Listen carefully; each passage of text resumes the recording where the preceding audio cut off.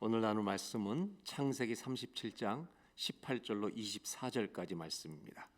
제가 봉독해 드리도록 하겠습니다. 구약성경 창세기 37장 18절로 24절까지 말씀입니다.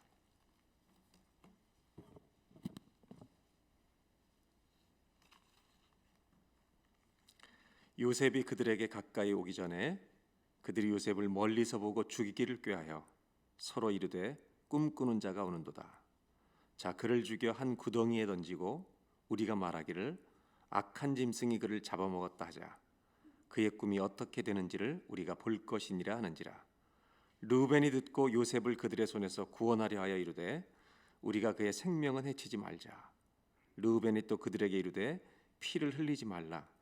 그를 광야 그 구덩이에 던지고 손을 그에게 대지 말라 하니 이는 그가 요셉을 그들의 손에서 구출하여 그의 아버지에게로 돌려보내려 함이었더라. 요셉이 형들에게 이르매 그의 형들이 요셉의 옷 곧 그가 입은 채색 옷을 벗기고 그를 잡아 구덩이에 던지니 그 구덩이는 빈 것이라 그 속에 물이 없었더라. 오늘은 지난주에 이어서 아버지의 마음이라고 하는 그런 주제를 가지고 말씀을 하는데, 오늘은 침묵의 언어라는 제목으로 말씀을 나누려고 합니다.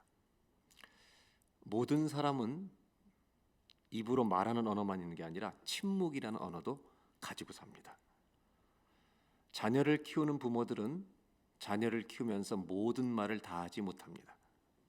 그냥 기다려야 할 때가 참 많습니다. 한 자녀가 맹장염으로 어린아이가 수술을 받게 되었을 때 아이는 주사 맞고 수술 받는 것이 무서워서 의사들의 손에서 빼달라고 아버지에게 소리를 칠 수 있습니다.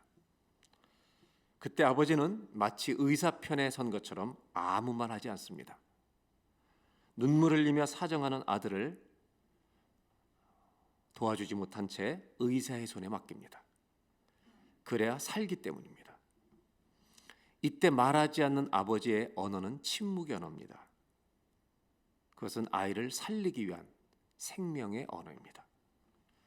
하나님과 우리의 관계에도 침묵의 언어가 존재합니다. 그 하나님이 말씀하시지 않는데 들리는 언어가 있다는 말입니다. 그 침묵의 언어를 배울수록 우리 신앙은 성숙해집니다. 지난주에 우리는 하갈이라고 하는 불쌍한 여인과 그의 아들 이스마엘을 자꾸 찾아가시는 하나님 아버지의 사랑과 마음을 나누었습니다. 오늘은 그와는 전혀 다른 이야기입니다. 요셉이라고 하는 이 아들은 야곱의 12명의 아들 중에 아버지의 특별한 사랑, 편애를 받았던, 총애를 받았던 아들입니다. 그래서 형들에게 많은 시기와 질투의 대상이었습니다. 형들이 양을 치러 이제 들판으로 보낼 때에도 아버지는 요셉은 일터로 보내지 않고 꼭 집에 두고 살았습니다. 그에게만 입혀주는 특별한 옷, 채색 옷이 있었습니다. 어느 날 세겜이라고 하는 동네에 형들이 양을 치러 가 있는데 아버지가 요셉에게 심부름을 시킵니다. 형들이 양을 잘 치고 있는지 잘 돌아보고 와서 아버지에게 보고해달라고 말합니다. 이 요셉은 낯설었습니다.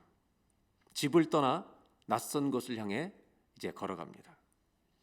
형들을 찾지 못하고 방황하던 중에 사람들을 만나 자기 형제들에 대한 인상착의를 말하고 그들이 도단이라고 하는 곳에 있다는 것을 알게 되고 거기까지 갑니다.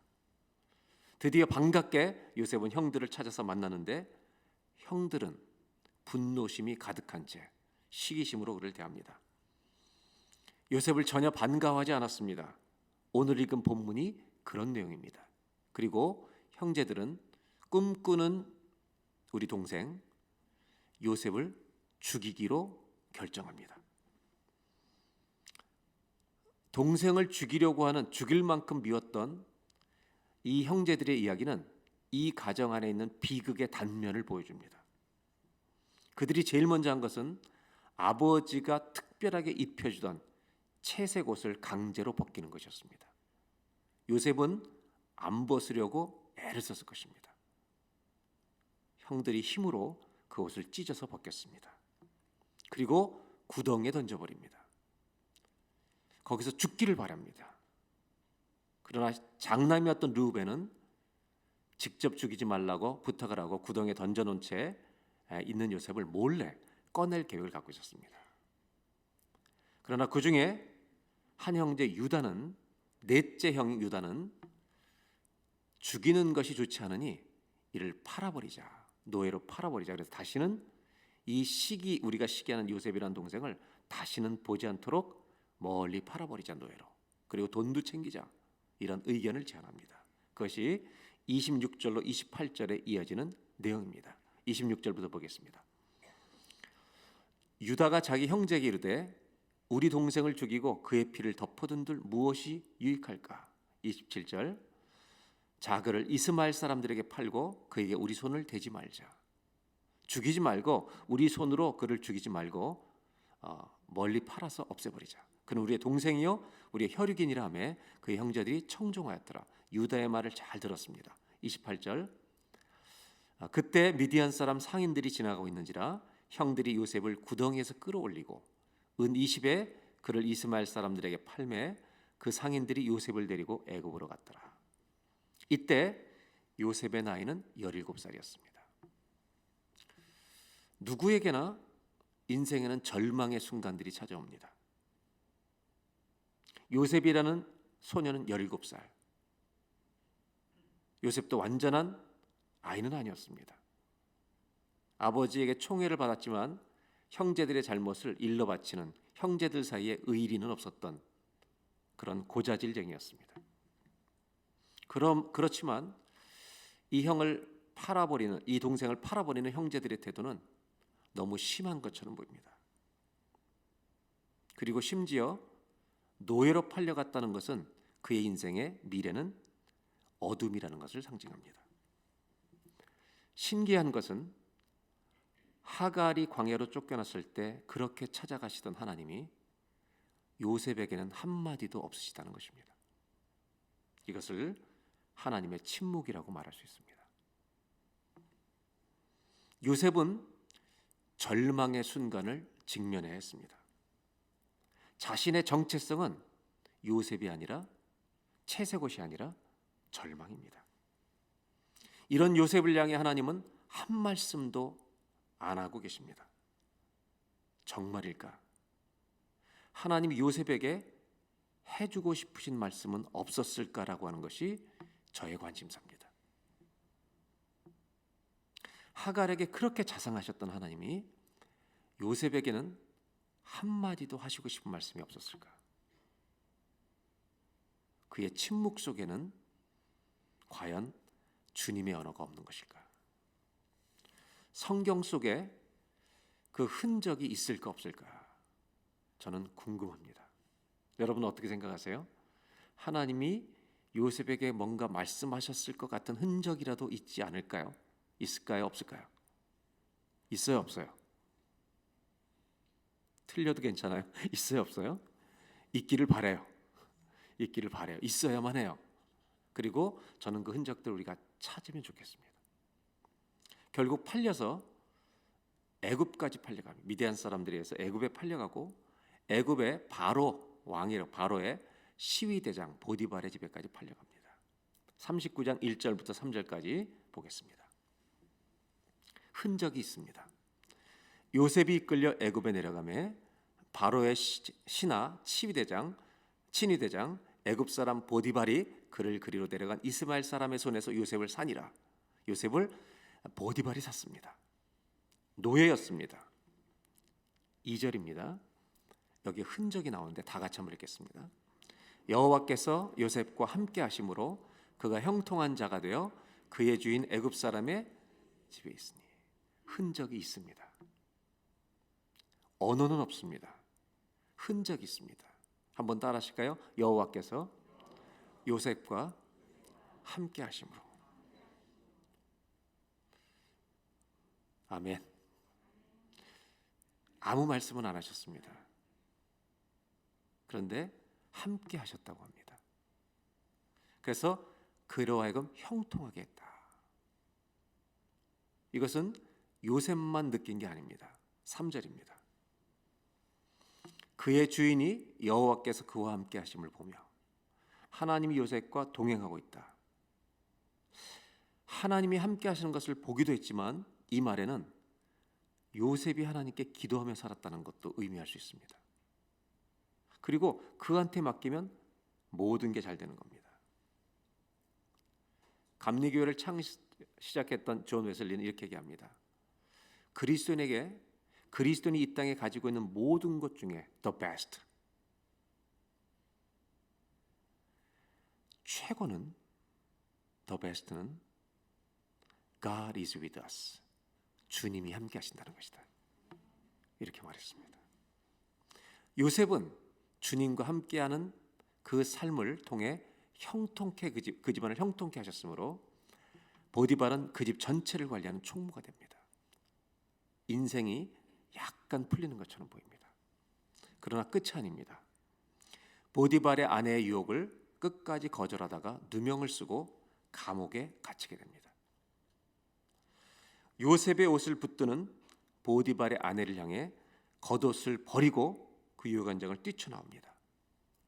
그 뛰쳐나온 겉옷을 버렸다는 것은 요셉의 거룩함을 지키려는 거룩함의 증거를 의미하는데, 이 여인은 오히려 자기를 겁탈하려고 했다고 누명을 씌우는 성폭력의 증거로 겉옷을 사용합니다.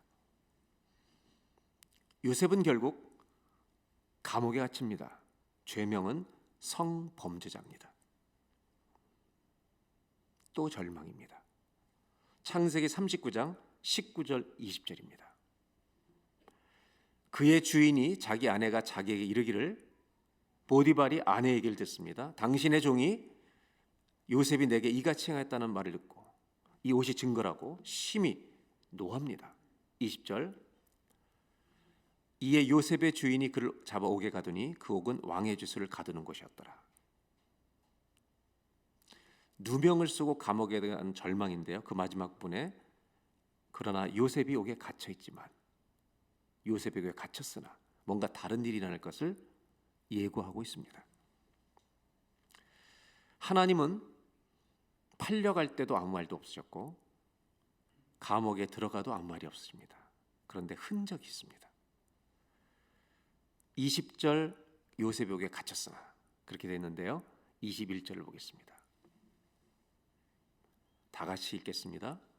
여호와께서 요셉과 함께 하시고 그에게 인자를 더하사 간수장에게 은혜를 받게 하시고. 한 번만 따라 하실까요? 여호와께서 요셉과 함께 하시고. 질문해 볼까요? 하나님이 요셉에게 뭔가 말씀하셨을까요? 안 하셨을까요? 뭐라고 말하신지 기록은 없습니다. 그런데 함께 하셨다고 말합니다. 이 말은 침묵 속에 주님의 언어가 들렸다는 말입니다.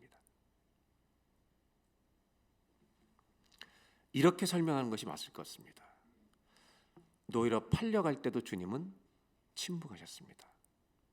하갈에게처럼 나타나서 말씀하지 않으셨습니다. 감옥에 들어갈 때도 아무 말씀하지 않으셨습니다. 그 시간에 주님은 함께 하셨다고 말합니다.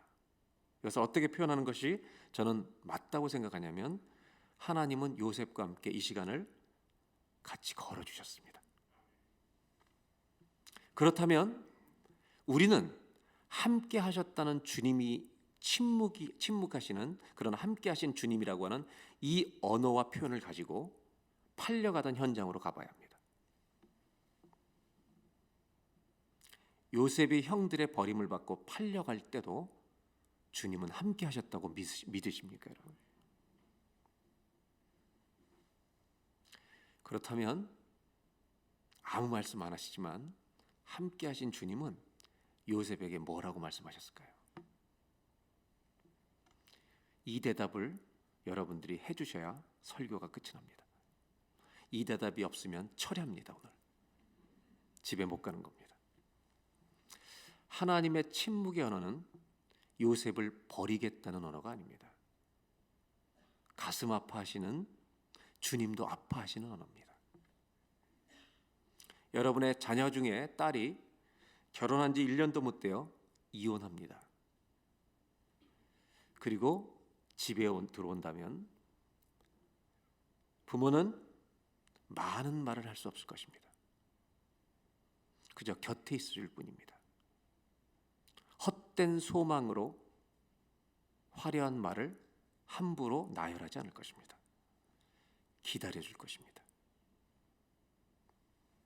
내 딸이 다시 일어나도록, 힘을 얻고 현실을 직시하고 살아가도록 말을 아낄 것입니다. 우리 하나님은 살리기도 하고 죽이기도 하십니다. 낮추기도 하고 높이기도 하십니다. 그 하나님은 그렇게 하실 수 있으신 분인데 침묵하실 때가 있습니다. 앞을 보여주시지 않고 모르는 채 놔두십니다. 그런데 침묵 속에 하시는 말씀이 있습니다. 요셉, 잘 견뎌라. 잘 참아라. 내가 너와 함께한다.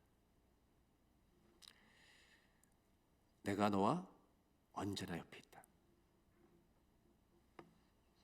침묵은 언어입니다. 노예로 팔려가도, 감옥에 누명 쓰고 들어가도 아무 말씀하지 않으신 하나님, 그러나 그와 함께 계셨다고 말씀하시는 그 주님은 말하고 계십니다. 그 말이 무엇일까요? 한번 따라해 보실까요? 침묵은 잘 견디어내라는 하나님의 언어입니다. 주님은 버리시겠다는 언어가 아닙니다. 침묵은 포기하는 언어가 아닙니다. 우리가 고통당할 때 주님이 침묵하시는 그 침묵 속에는 잘 견디라고 하시는 주님의 언어가 있습니다. 우리가 성경을 읽는다는 것은 하나님을 만나는 것입니다. 나에게 말씀하시는 하나님을 만나는 체험이 성경 읽기입니다. 요셉에게 무슨 말씀을 하셨을까? 잘 견뎌라. 그 말씀은 요셉에게만 하신 말씀이 아닙니다. 바로 우리에게도 하고 계시는 말씀인 줄로 믿습니다. 요셉이 팔린 지 13년 만에 30세 애고의 총리가 됩니다. 여러분, 13년 동안 고생합니다. 결코 젊은이에게 짧은 시간이 아닙니다. 그 14년 동안 주님이 하셨던 말은 잘 견뎌라. 잘 참아라. 기다리라. 이렇게 말씀하십니다. 고난을 통과하는 과정이 있다면 주님은 우리에게도 똑같이 말씀하십니다. 침묵하시지만 말씀하십니다. 여러분, 잘 견디라는 주의 음성을 듣는 오늘 예배가 되시기를 바랍니다. 요셉은 젊은 나이였지만 누구보다 힘든 여정을 걸어가면서 하나님의 마음을 조금씩 알게 되었습니다. 어떤 사람은 요셉을 총리가 되도록 인도하기 위해 그 고난의 과정을 통과시켰다고 말합니다. 팔려갔어야 하면 애고의 총리가 되니까. 틀린 말은 아닙니다. 그러나 요셉을 총리로 만들기 위한 것이 하나님의 궁극적인 목적이었을까요? 이것은 설교의 마지막 부분에 다루도록 하겠습니다. 요셉은 총리가 됩니다. 감옥에 가서도 전옥의 은혜를 입어 모든 사무 책임을 다 맡습니다. 하루는 바로 왕의 술 맡은 관원장과 떡 맡은 관원장, 굉장히 높은 직책을 가진 두 사람이 감옥에 들어와서 있는데 그들을 다 돌봐야 되는 요셉이 얼굴을 보고 너무 근심이 많아서 왜 그러냐 했더니 꿈을 꿨는데 불안하다고 꿈을 해석해 줍니다. 술 맡은 관원장은 복직될 것이고 떡 맡은 관원장은 죽을 것이라고 꿈을 해석해 주고 실제로 그렇게 되고 술 맡은 관원장이 복직이 되는데 그때 자기를 기억해 달라고 말합니다. 술 맡은 관원장은 복직되니까 다 잊어버립니다. 그리고 시간이 흐른 후에 바로왕이 하루 꿈을 꿉니다. 바로왕이 꿈을 꿨는데 아무도 해석을 못하는 겁니다. 그때 술 맡은 관원장이 요셉을 기억하고 감옥에 있을 때 이 청년이 내 꿈을 해석해 줬는데 그대로 되었습니다 라고 말하자 그 요셉을 데려오라고 말합니다. 그래서 요셉은 감옥에서 그날 풀려나 바로왕 앞에 서게 됩니다. 그 꿈을 해석해 달라고 이제 너가 꿈을 잘 푼다 질문할 때 이제 요셉이 하는 말이 있습니다. 이 말 속에도 자기 인생 속에 하나님이 하셨던 말씀의 흔적이 들어 있습니다. 이제 두 번째 봐야 될 것은 또 하나 굉장히 중요한 부분입니다. 바로에게 뭐라고 대답하는지 41장 16절을 보겠습니다. 우리 다 같이 한번 읽겠습니다. 요셉이 바로에게 대답하여 이르되 내가 아니라 하나님께서 바로에게 편안한 대답을 하시리라. 한번 저를 따라해 보실래요? 내가 아니라 하나님께서. 요셉은 이 13년의 여정 속에서 배워가고 있는 게 있었습니다. 꿈을 해석하는 것은 내가 아니라 누가 한다고요? 한 번만 더 따라해 보실래요? 내가 아니라 하나님께서. 이게 굉장히 중요한 표현입니다. 이거를 요셉은 13년 동안 배워가고 있었던 중입니다. 고통을 통해 우리가 배우는 게 있습니다.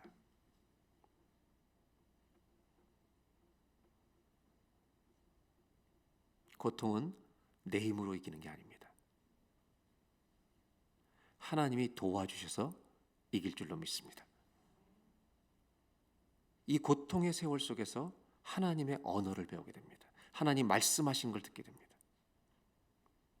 침묵 속에서 배웁니다. 41장 16절에 내가 아니라 하나님께서 대답하시리라. 그리고 그 꿈을 해석해 줍니다. 7년 풍년이 오고 7년 흉년이 온다는 꿈인데 풍년 때 곡식을 잘 저장해서 7년 흉년을 대비하라고 가르쳐줍니다. 이 모든 해석을 듣고 바로 왕은 아주 겸손해집니다. 그리고 요셉에게 총리직을 맡깁니다. 41장 36절입니다. 땅이 7해 흉년에 대비하면 망하지 않겠습니다 하고 37절 바로가 이 일을 좋게 여깁니다. 38절 바로가 그의 신하들에게 이르되 이와 같이 하나님의 영에 감동된 사람을 우리가 어찌 찾을 수 있으리요. 바로가 요셉의 얘기를 듣고 신통하다. 하나님의 영에 감동된 사람이구나. 하나님과 동행하는 사람이구나 알고 40절에 이렇게 말합니다. 너는 내 집을 다스리라. 내 백성이 다 너의 명령에 복종하리니 총리를 시키겠다는 거죠. 내가 너보다 높은 것은 내 왕좌뿐이다. 나는 이 직분, 포지션밖에는 너보다 높은 게 없다. 그리고 그를 총리에 세웁니다. 이때가 30세입니다. 이게 끝이 아닙니다. 이제 여러분 다시 또 성경을 볼 텐데 요셉은 13년의 고통의 과정을 겪고 총리가 됐는데요. 이 여정 속에서 정확하게 배운 게 있다는 것입니다. 어떻게 할 수 있느냐? 아들을 낳습니다. 요셉이 아들을 낳는데 이름 붙이는 걸 보면 알 수가 있습니다. 41장 51절 52절에 므낫세와 에브라임 두 아들을 낳는데요. 보겠습니다. 요셉이 그의 장남의 이름을 므낫세라 하였으니 다 같이 한번 읽어볼까요? 하나님이 내게 내 모든 고난과 내 아버지의 온 지비를 잊어버리게 하셨다 함이요. 한 번만 저를 따라해 보실까요? 하나님이 내게 내 모든 고난과 내 아버지의 온 지비를 잊어버리게 하셨다.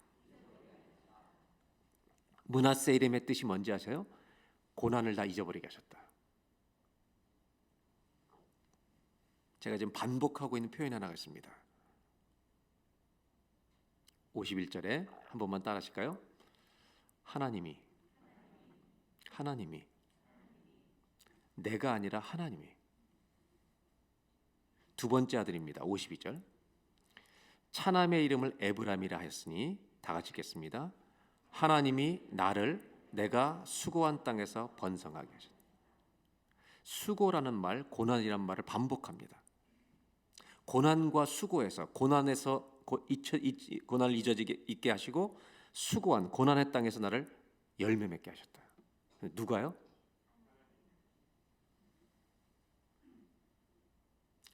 여러분 우리에게 주님이 말씀하고 계시다는 걸 잊지 마셔야 합니다. 요셉의 언어 속에는 주님이 말씀하신 것을 배운 흔적이 너무 많습니다. 하나님이 고난을 잊게 하셨고 하나님이 나로 이 고통의 땅에서 열매 맺게 하셨다. 요셉은 하나님을 주어로 사용합니다. 내가 아니라 하나님이 하셨다.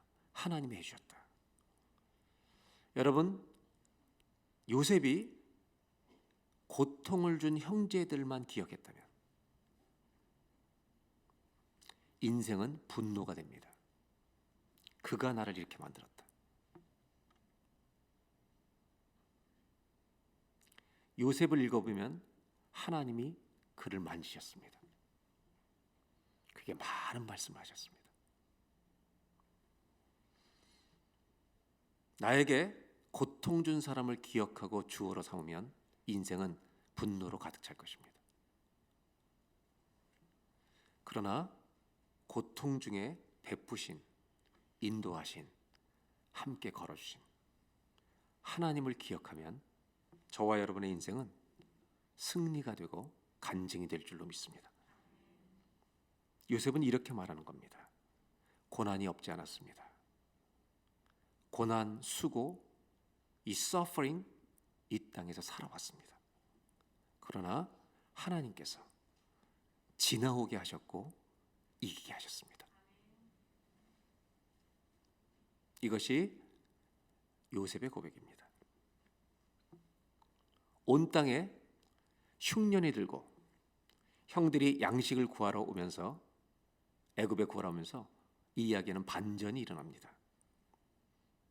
요셉은 형들을 처음 양식 구하러 왔을 때 자신을 밝히지 않고 통역관을 세워서 대화를 합니다. 그리고 정탐꾼으로 몰아갑니다. 그러자 자기들은 평범한 가정이라고, 정탐꾼 아니라고, 막내가 있다고 이렇게 얘기합니다.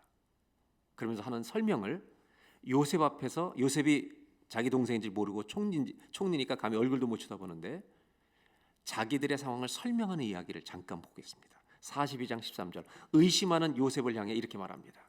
형제들이 그들이 이르되 당신의 종 우리들은 12형제로서, 요셉도 들어있는 거죠. 가나안 땅 한 사람의 아들이라. 막내 아들은 아버지와 있고, 다 같이 읽을까요? 또 하나는 없어졌나이다. 이렇게밖에는 말할 수가 없었습니다. 팔아먹었다고 이야기할 수 없었습니다. 감추고 싶은 것입니다. 요셉은 진실을 밝히려면 한 명을 인질로 내가 잡을 테니까 남고 막내를 데려오면 정탐꾼이 아닌 줄 알겠다. 그리고 양식을 가져가도록 하겠습니다. 그때 21절에 형제들끼리 서로 말하는 장면입니다. 여러분 잘 이해하셔야 합니다. 하나님은 아무 말씀 안 하시는데 사람들은 주의 언어를 이해할 수 있습니다. 그들이 서로 말하되 우리가 아우엘로 말미암아 범죄하였도다. 주님이 말씀하고 계신 겁니다. 그가 우리에게 애걸할 때 그 마음의 괴로움을 보고도 듣지 아니하였으므로 이 괴로움이 우리에게 임하도다. 22절. 르우벤이 그때 그렇게 하지 말라고 얘기하잖느냐. 이렇게 대화하는 형제들의 대화를 들으면서 24절. 요셉은 들어가서 울고 나옵니다. 그리고 시므온을 잡아서 인질로 잡고 동생 대령으로 말합니다. 근데 동생을 데려오라고 얘기해서 이제 가다가 여관에 묵는데 자루를 열어보니까 세상에 자기들이 양식을 산 돈이 자루에 다 들어있는 겁니다. 너무 놀라가지고 큰일 났다. 우리 이 돈까지 훔쳐왔다고 나중에 이제 역하면 어떡하냐. 그러면서 형제들이 하는 말, 여러분 중요한 구절입니다. 여관에서 묵다가 하는 얘기입니다. 28절. 그가 그 형제에게 말하되 내 돈을 도로 넣었도다. 보라 자루 속에 있도다. 이에 그들이 혼이 나서 떨며 서로 돌아보며 말하되 하나님이 어찌하여 이런 일을 우리에게 하셨는가. 형제들도 이 고통과 괴로움 속에서, 범죄한 이 고통 속에서 주의 음성을 듣게 됩니다. 누가 하셨다고요? 뭔가 하나님이 지금 일하고 계시는 것 같아요. 하나님의 언어가 들리지 않습니까, 여러분? 침묵하시는데, 주님 말씀하시지 않으시는데 많은 사람들이 듣고 있습니다. 그들의 언어에서도 주어가 바뀌어 있습니다. 우리가 팔아버렸는데 주님이 왜 말씀하시지? 하나님이 말씀하시지 않는데 하나님 음성을 듣고 있습니다. 결국 집에 돌아가서 이 모든 사실을 알립니다. 자루에 돈이 있는 것까지. 그리고 막내 베냐민을 데리고 와야 된다니까 아버지가 절대로 못 보낸다. 요셉도 죽었는데 베냐민, 내 사랑하는 막내까지 죽으면 난 못 산다. 그때 유다가 내 생명을 담보하고 못 데려오면 영원히 내 후손에게 죄가 있을 겁니다. 아버지를 설득해서 데려옵니다. 요셉은 막내 베냐민을 보고 가슴이 벅차 견딜 수가 없습니다. 그리고 식사에 초대하는데 밥상에 앉힐 때, 식탁에 앉힐 때 나이 순서대로 앉힙니다. 그러니까 형제들이 너무 신기한 겁니다. 의아해하는 거죠. 여러분, 침묵 속에도 언어가 있는 겁니다. 요셉은 침묵의 언어를 배웠기 때문에 침묵의 언어를 사용하고 있습니다. 그리고 다 앉혀서 식사를 한 다음에 양식을 사서 돌아가도록 12형제를 다 돌려보냅니다. 또 하나의 시험을 합니다. 총리의 은잔을 무슨 장발장처럼 베냐민 막내 자루에 몰래 신하들을 통해서 집어넣게 합니다. 그리고 역시 떠나서 여관에 묵는데 신하들이 쫓아가서 왜 우리 총리가 후대해 줬는데 왜 훔쳐갔느냐고 얘기하자 모든 것을 밝힙니다. 아무것도 우리는 가져간 거 없습니다. 만약에 누군가 이게 있으면 잡힐 거라고, 노예가 되겠습니다. 그리고 다 끌려옵니다. 자루를 다 여는데 막내 베냐민의 자루에서 은잔이 발견됩니다. 그때 유다가 이렇게 말합니다. 약속대로 우리는 없는 줄 알았는데 있으니까 우리 모두가 노예가 되겠다 말하니까 요셉이 단호하게 말합니다. 그럴 필요 없다고, 다 돌아가시라고, 베냐민만 노예로 잡겠다고. 그때 유다가 말합니다. 이 유다의 말을 듣고 요셉은요 통곡이 터집니다. 44장 33절입니다. 44장 33절. 유다가 하는 말입니다. 요셉을 팔아먹었던 유다가 이제 주의 종으로 자신으로 아이를 대신하여 자기가 인질이 되겠다는 겁니다. 이 아이의 죄값을 자기가 지불하겠답니다. 왜? 아버지가 이 아들 없으면 죽습니다.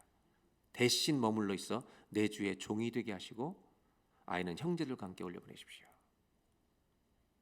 여러분, 자기를 팔았던 형이 이렇게 동생을 위해 희생하는 장면을 보고 요셉은 모든 신하들, 통역관까지 다 내보내고요, 방성대곡하며 울기 시작합니다. 그리고 45장 3절에 드디어 히브리 말로, 모국어로 자기가 누구인지를 밝힙니다. 45장 3절. 형님들, 나는 요셉입니다. 너무너무 놀라는 순간입니다. 아버지께서 아직 살아계십니까? 정말 형제들은 놀라서 대답하지 못합니다. 45장 4절입니다. 가까이 오시라고.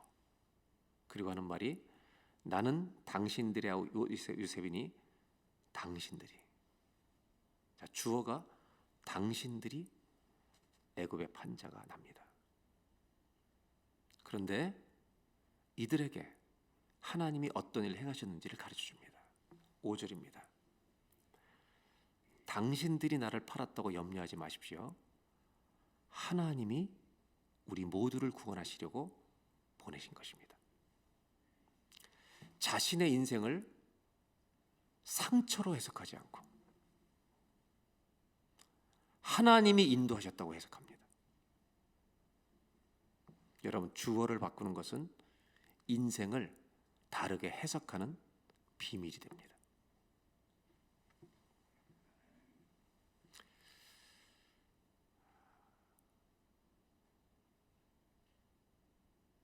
하나님은 버림받고 팔려가고 누명 쓴 요셉에게 아무 말씀을 안 하신 것일까? 하신 것일까? 많은 말씀을 하신 것 같습니다. 요셉은 그 고통의 여정 속에서 침묵의 언어를 배웠습니다. 무슨 침묵의 언어였냐면, 힘들지 요셉,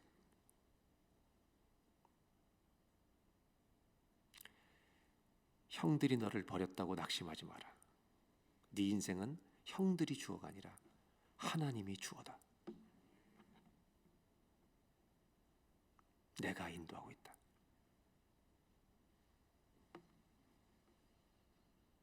나를 망치게 한 저놈이 내 인생의 주어가 되면 인생은 끝까지 망할 것입니다. 망한 채로 살 것입니다. 그러나 하나님이 주어가 되는 순간, 나를 보내시고 이 고통의 13년을 지나게 하시면 내 인생은 다른 역사가 펼쳐지고 기대가 됩니다. 45장 7절입니다. 다 같이 읽어볼까요? 하나님이 큰 구원으로 당신들의 생명을 보존하고 당신들의 후손을 세상에 두시려고 나를 당신들보다 먼저 보내신. 한 번만 따라하실까요? 하나님이. 저와 여러분의 인생에도 하나님이 주어가 되는 해석 능력이 있기를 바랍니다. 8절입니다. 그런즉 나를 이리로 보낸 이는 당신들 아닙니다. 하나님이십니다. 내가 잘나서 총리 된 거 아닙니다. 하나님이 하신 겁니다. 노예로 팔려갈 때도, 총리가 됐을 때도 주어는 하나님이어야 합니다. 침묵의 언어가 있습니다. 오늘 두 번째로 이 침묵을 통해서 요셉이 배운 게 무엇인가 한번 따라해 보실까요? 침묵은 인생의 주인이 누구인가를 깨닫게 하는 하나님의 언어입니다. 조심하셔야 될 게 있습니다. 죄를 지어놓고 하나님이 하셨다고 거기다는 말하면 안 됩니다. 고통을 통과할 때 주어가 하나님입니다. 저와 여러분의 인생 가운데 여러분 고통과 상처를 기억할 때마다 그가, 그놈이, 그 여자가 주어가 되지 말고 주님이 주어가 되어 인생을 새롭게 해석하는 은혜가 있기를 주의 이름으로 축복합니다. 마지막 나누려고 하는 게 있습니다. 어떤 사람들은 하나님이 요셉을 총리로 인도하기 위해서 그 고난을 통과하겠다고 말합니다. 이 세상에는요, 수많은 고난을 통과하고 총리는커녕 끝까지 가난하게 사는 사람도 많습니다. 요셉을 총리로 세워 하나님이 하신 일은 물론 있습니다. 그러나 그것이 하나님이 원하시는 궁극적인 목적이었을까 질문해 봐야 합니다. 하나님이 요셉을 이렇게 인생의 힘든 길로 인도하는 것을 허락하셨다면 총리가 된다는 것으로 다 보상이 되는 것인가? 한국적 문화에서 자란 우리들은 1등하거나 출세하면 모든 게 보상된다고 생각합니다. 절대 그렇지 않습니다. 고통은 고통이고 상처는 상처고 아픔은 아픔입니다. 주님이 말씀하시는 것은 총리는 그를 사용하시는 하나님의 계획이고 도구였을 뿐입니다. 요셉으로 하여금 이렇게 기나긴 세월을 고난을 통과하게 한 궁극적 목적이 무엇일까?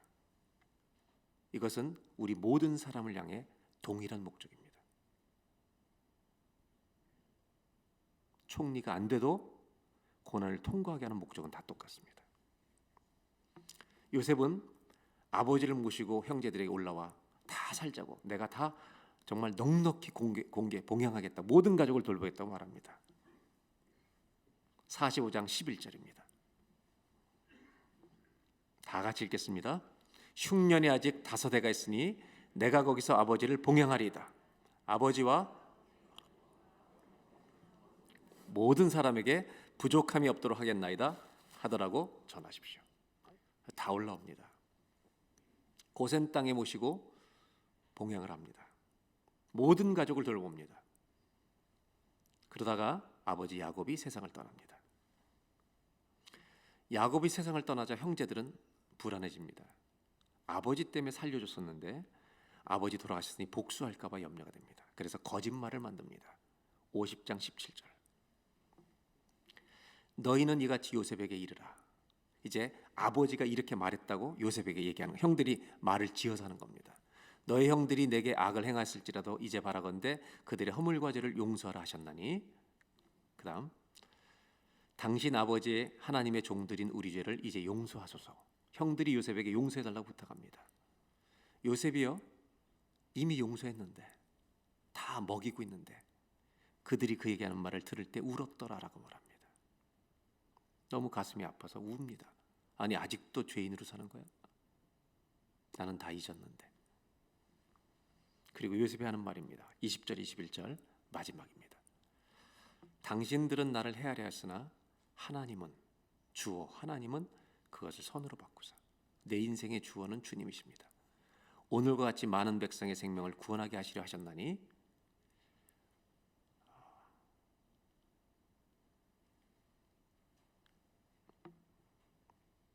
21절 다 같이 한번 읽겠습니다. 당신들은 두려워하지 마소서. 내가 당신들과 당신들의 자녀를 기르리이다 하고, 여기까지요. 간곡한 말로 위로하였더라. 누가 형인가요? 여러분, 질문을 해볼게요. 누가 형 같아요? 맞아요? 이렇게 질문해 볼게요. 누가 더 성숙한 거죠? 누가 더 성숙해 보여요? 맞아요? 11번째 아들 요셉이 더 성숙해 보여요. 그리고 성숙해요. 야고보서는 1장 3절에 이렇게 말하고 있습니다. 이는 너희 믿음의 시련이 인내를 만들어낸 줄 너희가 알미라. 4절, 인내를 온전히 이루라. 이 고난의 시련의 인내를 온전히 이루면 너희로 온전하고 구비하여 조금도 부족함이 없게 하려 함이라. 총리가 되게 하신 것은, 총리가 되게 하는 것은 고난을 통과하게 하신 궁극적 목적은 아닙니다. 총리는 도구입니다. 요셉이나 우리나 고난을 통과하게 하시는 궁극적인 목적은 우리 모두가 고난을 통해 그리스도의 장성한 분량까지 자라가도록 하는 것입니다. 창세기 37장부터 팔릴 때부터 하나님은 50장이 오기를 기다렸습니다.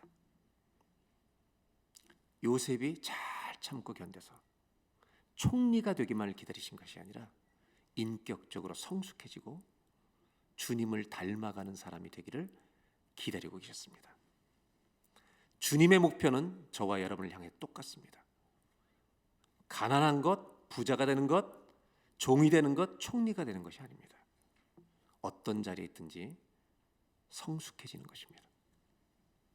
하나님은 13년을 넘어 아직도 5년이 남았다는 이야기를 들어보니까 30에서 7년의 풍년, 2년의 흉년, 요셉이 39, 40세쯤 되었을 때 나이입니다. 주님은 이 기간을 허락하시면서 기대하신 것이 있습니다. 성숙하기를 기다리고 계셨습니다. 한 번만 따라 하실까요? 침묵은 우리의 성숙함을 기다리시는 하나님의 언어입니다. 하나님이 기다리시는 그 자리는 총리의 자리가 아닙니다. 성숙해지는 것을 기다리십니다. 하나님은 요셉이나 우리를 총리가 되게 하고 높아지게 하는 것이 아닙니다. 주님의 최종 목표는 우리가 온전한 그리스도인이 되도록 하시는 것입니다. 노예로 살든지 총리가 되든지, 가난할 때든지 부유할 때든지, 건강할 때든지 병들 때든지 온전한 그리스도인이 되어가는 은혜가 있기를 주의 이름으로 기원합니다. 기도하겠습니다.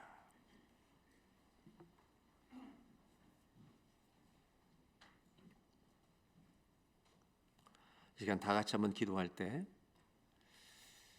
우리 인생을 다른 사람들이 주어가 되면 비참해집니다. 하나님이 주어가 되면 승리가 되고 간증이 됩니다. 이 시간 다 같이 기도할 때 잘 견뎌라, 잘 인내해라 말씀하신 하나님의 음성을 저희도 듣게 해주시길 원합니다. 주님, 고난을 잘 통과하게 해주시고 그 과정 속에 어떤 사람도 내 인생의 주인이 아니고 내 인생의 주원은 하나님이십니다. 하나님이 인도하십니다. 하나님이 안내하십니다. 이끌어 가십니다. 이 믿음으로 서서 온전해지게 주여 도와 주시옵소서. 다 같이 한번 합심하여서 기도하겠습니다. 요셉을 17살부터 고난의 길을 걸어가게 하신 주님, 하갈에게처럼 나타나셔서 말씀하신 것 없지만 함께 하심으로 침묵의 언어로 그에게 많은 이야기를 해주신 주님, 요셉은 그 음성을 들었고 주의 마음을 깨달았고 하나님이 보내셨습니다. 하나님이 인도하셨습니다. 믿음으로 그 고난을 하나님 이기며 청년의 길을 보냅니다. 총리가 되어서도 하나님이 하신 것을 기억하며 많은 사람과 나누고 나라를 살리는 일을 감당합니다. 주여 도와주시옵소서. 저희들의 인생에서도 총리가 되는 것이 우리의 목표가 아니라 온전해지는 것이 그리스도인의 목표가 되게 하여 주시기를 원합니다. 장성한 그리스도의 분량에 이르도록 우리를 빚어주시기를 원합니다. 아프고 힘들다고만 말하는 자가 아니라 하나님이 인도하셨다고 고백하는 자리까지 갈 수 있도록 주여 도와주시옵소서. 한 가지 더 기도하는 것은 고통당하고 있는 우크라이나를 위해 기도합니다. 하나님, 전쟁이 멈추게 해주십시오. 불쌍히 여겨주십시오.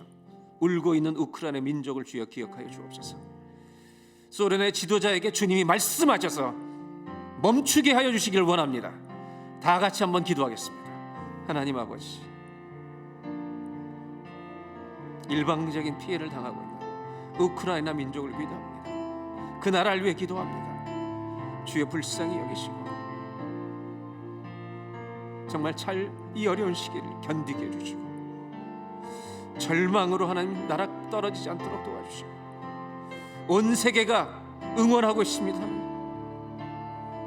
하나님, 그들을 불쌍히 여겨주옵소서.